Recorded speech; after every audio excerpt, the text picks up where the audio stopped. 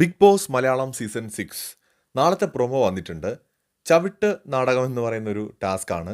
അതായത് നല്ല നീളമുള്ള ഒരു പലകയുണ്ട്. ആ പലകയുടെ ഒരറ്റത്ത് ഒരു ഫ്ലവർ വേസ് വെച്ചിട്ടുണ്ടാവും. അതേ സമയത്ത് അതിൻ്റെ ആ പലകയുടെ മറുഭാഗം കുറച്ച് ഹൈറ്റിലാണ് സംഭവം കാണുന്നത്.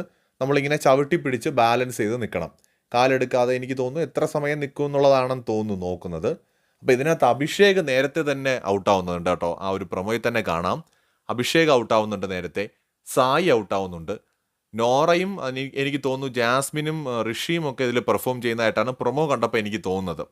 അതേസമയത്ത് അഭിഷേകിന് ഇത് പോയിന്റ് കിട്ടാതെ അഭിഷേക് ഔട്ട് ആവുകയാണെങ്കിൽ ഒരുപക്ഷെ ജിൻഡോയോ ഋഷിയോ പോയിന്റ് എടുത്ത് ഇതിൽ ഫസ്റ്റോ വല്ലതും വരികയാണെന്നുണ്ടെങ്കിൽ അഭിഷേകിന് വലിയ വെല്ലുവിളിയായിരിക്കും.